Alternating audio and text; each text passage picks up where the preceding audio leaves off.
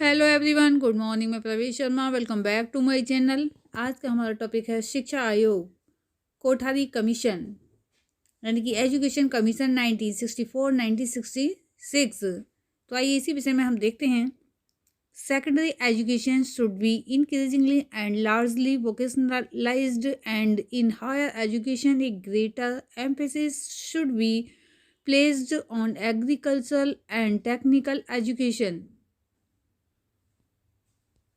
इसी के साथ हम देखेंगे इंट्रोडक्शन यानी कि विषय प्रवेश। सन 1882 से 1952 तक भारत के 5 आयोगों की नियुक्ति हो चुकी थी। इनमें अंतिम 2 अर्थात राधाकृष्णन कमीशन 1948-49 एवं मुदालिया कमीशन 1952-53 की नियुक्ति स्वतंत्र भारत में हुई थी। इन दोनों कमीशनों ने शिक्षा के लगभग सभी अवयवों को दोषमुक्त करने एवं सुदृढ़ बनाने के लिए अनेक बहुमूल्य सुझाव प्रस्तुत किए थे। भारत सरकार ने बहुत समय तक सोच विचार करने के बाद उनमें से कुछ सुझावों को क्रियान्वित करने का आदेश भी दिया। सुझावों को क्रियान्वित यानी कि कार्य रूप में परिणत किए कुछ ही वर्ष बीते थे कि सरकार ने सन 1964 में शिक्षा आयोग नामक एक नवीन आयोग की नियुक्ति कर दी। और यानी कि 1964 में शिक्षा आयोग, इसी को कहा जाता है कोठारी कमीशन यानी कि एजुकेशन कमीशन। ये कोठारी के नाम पर पड़ा कोठारी कमीशन। तो कोठारी आयोग नामक एक नवीन आयोग की नियुक्ति कर दी और उस पर 15 लाख रुपए से अधिक धनराशि व्यय कर दी गई। सरकार ने राधाकृष्णन एवं मुदालिया आयोग के सुझावों के क्रियान्वित किए जाने के परिणामों को देखने की प्रतीक्षा किए बिना किन कारणों से विवश होकर ये कदम उठाया, हम पहले इस प्रश्न के उत्तर को देकर आपकी जिज्ञासा को शांत करेंगे। तो यहाँ पर हम देख रहे हैं पॉइंट नंबर फर्स्ट, आयोग पर कुल 15,09,175 रुपये व्यय हुए। आयोग की रिपोर्ट अब देखेंगे हम। आयोग की नियुक्ति के कारण एवं प्रयोजन, reasons and purpose for setting up the commission. Bharat सरकार ने अपने 14 जुलाई सन 1964 के प्रस्ताव रिसोल्यूशन में आयोग की नियुक्ति के कारणों एवं प्रयोजनों को जो है इन शब्दों में, निम्नलिखित शब्दों में प्रकाशित किया। वे शब्द इस प्रकार से हैं। स्वतंत्रता प्राप्ति के समय में ही भारत सरकार ने अपने देश की लोकप्रिय परंपराओं एवं आधारभूत मान्यताओं और आधुनिक समाज की आवश्यकताओं एवं आकांक्षाओं के अनुसार राष्ट्रीय शिक्षा प्रणाली के विकास के प्रति पर्याप्त ध्यान दिया है। इसके अनुसार इस दिशा में कुछ कार्य भी किए गए हैं परंतु ये सामान्यतः समय की मांगों के राष्ट्रीय शिक्षा प्रणाली का जो है विकास नहीं हुआ है। शिक्षा के अनेक महत्वपूर्ण क्षेत्रों में अभी विचार एवं कार्य, थॉट एंड एक्शन में महान अंतर विद्यमान है। सेकंड पॉइंट में हम देख रहे हैं, स्वतंत्रता प्राप्ति के समय से ही देश की आर्थिक एवं सामाजिक प्रगति में शिक्षा के महत्वपूर्ण स्थान को स्वीकार किया गया है। शिक्षा ही सच्चे लोकतंत्र समाज का निर्माण कर सकती है और शिक्षा ही राष्ट्रीय एकता को जो है संभव बना सकती है। तो यहाँ बताया गया है कि शिक्षा ही सच्चे लोकतंत्र समाज का निर्माण कर सकती है, शिक्षा ही राष्ट्रीय एकता को संभव बना सकती है, शिक्षा ही व्यक्ति को श्रेष्ठता एवं पूर्णता की अनंत खोज के लिए प्रेरणा दे सकती है। इन सब बातों को ध्यान में रखकर अब ये अनिवार्य समझा जाने लगा है कि शिक्षा के जो है संपूर्ण क्षेत्र की जांच की जाए कि जिसके फलस्वरूप कम से कम संभव समय में एक संतुलित एवं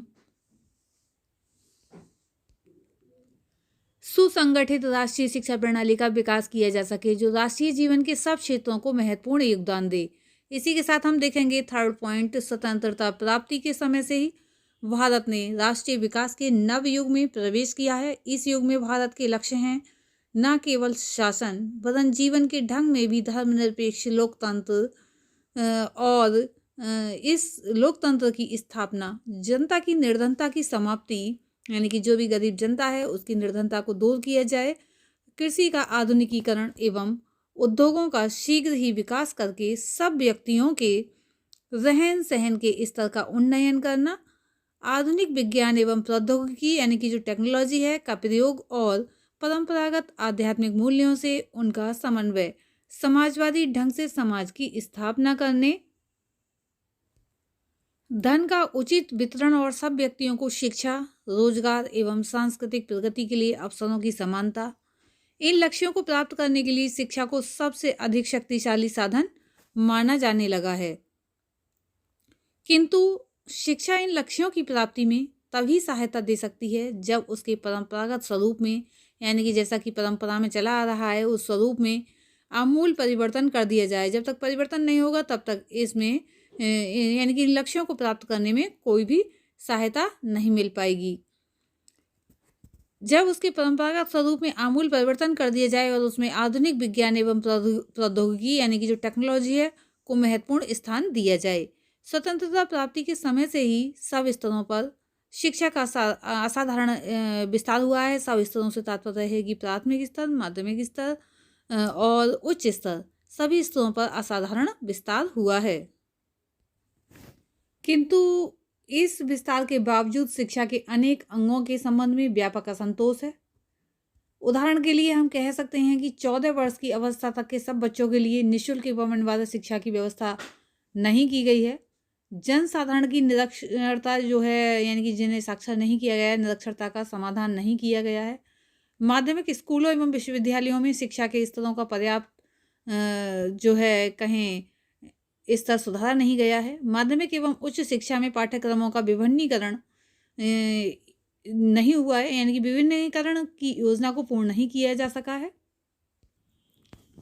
जिससे कि शिक्षित व्यक्तियों की बेरोजगारी पहले से अधिक हो गई है और अनेक उद्योगों एवं व्यवसाय के लिए प्रशिक्षित व्यक्तियों का अत्यधिक अभाव हो गया। कितने जो वेतन है एवं कार्य की दशाओं यानी कि सर्विस कंडीशंस में वांछनीय परिवर्तन नहीं हो पाए हैं। शिक्षा की अनेक महत्वपूर्ण समस्याओं पर अब भी तीव्र विवाद चल रहा है, यानी कि बहुत सारी ऐसी समस्याएं हैं जिन पर विवाद चलता ही रहता है। संक्षेप में, जिस गति से शिक्षा की संख्यात्मक यानी कि क्वांटिटेटिव उन्नति हुई है, उस गति से गुणात्मक यानी कि क्वालिटेटिव उन्नति नहीं हो पाई है। इसके अलावा शिक्षा की गुणात्मक जो उन्नति है उसके लिए निर्धारित की जाने वाली नीतियों और निश्चित किए गए जो कार्यक्रम हैं, किए जाने वाले कार्यक्रमों को संतोषजनक ढंग से क्रियान्वित नहीं किया गया है।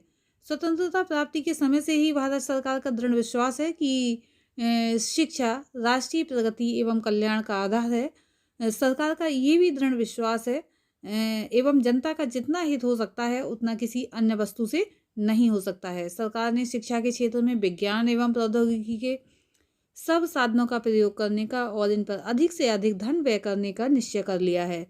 हैरत इस बात की है या किया जा सकता है कि जब शिक्षा का आधार उत्तम एवं प्रगतिशील हो, सरकार शिक्षा को इस आधार पर प्रतिष्ठित करने का दृढ़ संकल्प कर लिया है सरकार ने, तो इसको किया जाना चाहिए पूर्ण। भारत में 6 पॉइंट पर हम देख रहे हैं, भारत में राष्ट्रीय शिक्षा प्रणाली का विकास करने के लिए शिक्षा के संपूर्ण क्षेत्र की जांच की जानी आवश्यक हो जाती है, क्योंकि शिक्षा प्रणाली के सब अंग एक दूसरे पर शक्तिशाली प्रतिक्रिया करते हैं और प्रभाव भी डालते हैं। उत्तम माध्यमिक विद्यालयों के जिन जो भी शक्तिशाली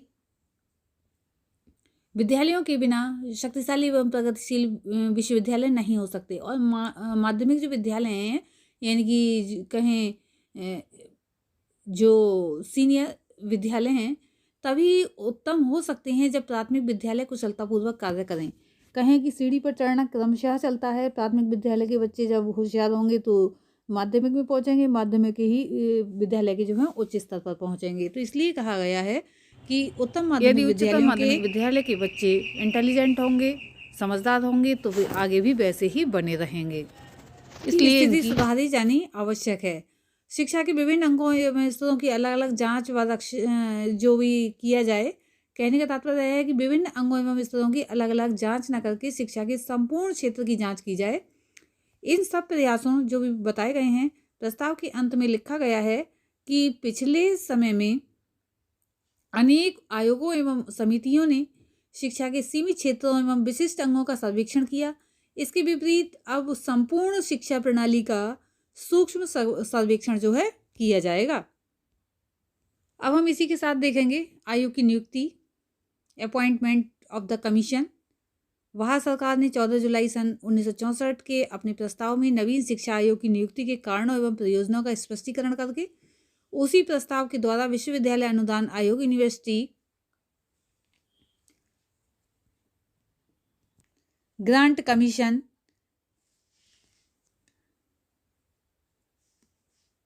के अध्यक्ष प्रोफेसर DS कोठारी की अध्यक्षता में शिक्षा आयोग की नियुक्ति की घोषणा की। प्रोफेसर कोठारी के नाम से इस आयोग को जो है कोठारी कमीशन भी कहा जाता है। आयोग में कुल 17 सदस्य थे, जिनमें से 6 अन्य देशों के जो थे शिक्षा विशेषज्ञ थे। इसी के साथ अब हम देखेंगे आयोग की जांच के विषय, terms of reference of the commission. 14 जुलाई सन 1964 के प्रस्ताव में शिक्षा आयोग की जांच के विषयों को इन शब्दों में लेखबद्ध किया गया। यहाँ से हम देख रहे हैं, आयोग भारत सरकार को शिक्षा के राष्ट्रीय स्वरूप और उसके सब स्तरों एवं पक्षों पर शिक्षा के विकास के लिए सामान्य सिद्धांतों एवं नीतियों के विषय में परामर्श देगा। आयोग को चिकित्सा या कानून की शिक्षा की समस्याओं की जांच करने की आवश्यकता नहीं है, पर वह इन समस्याओं के उन पक्षों की जांच कर सकता है जो व्यापक जांच की दृष्टि से आवश्यक हों। The commission will advise the government of India on the national pattern of education and on general principles and policies for the development of education at all stages and in all its aspects. It need not, however, examine the problems of medical or legal education, but such aspects of these problems as are necessary for its comprehensive inquiry may be looked into resolution of the Government of India setting up Education Commission dated the 14th of July 1964।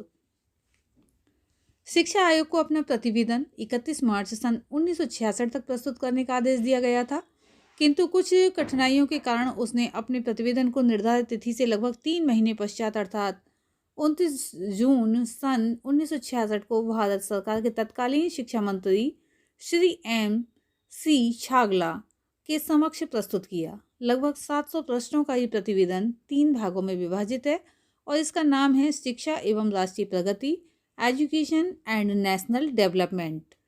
आयोग के सुझाव व सिफारिशें।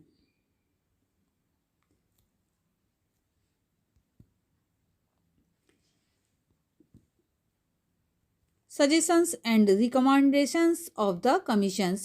आयोग ने शिक्षा के सभी अंगों के विषयों में अपने विचार व्यक्त किए हैं, जिनमें से कुछ महत्वपूर्ण अंग इस प्रकार से हैं। शिक्षा एवं राष्ट्रीय लक्ष्य, शिक्षा की संरचना एवं स्तर, अध्यापक की स्थिति, अध्यापक शिक्षा, छात्र संख्या एवं जनबल, शैक्षिक अवसरों की समानता, विद्यालय शिक्षा का विस्तार, विद्यालय पाठ्यक्रम, शिक्षा विधियां, निर्देशन एवं मूल्यांकन, उच्च शिक्षा, स्त्री शिक्षा, वयस्क शिक्षा, विज्ञान की शिक्षा, कृषि की शिक्षा, व्यावसायिक प्राविधिक एवं इंजीनियरिंग की शिक्षा। इन अंगों के संबंध में आयोग ने जिन विचारों, सुझावों एवं सिफारिशों को अपने प्रतिवेदन में अंकित किया, उनका वर्णन क्रमबद्ध शीर्षकों के अंतर्गत आगे प्रस्तुत किया जाएगा। आज की इस वीडियो में इतना ही। धन्यवाद।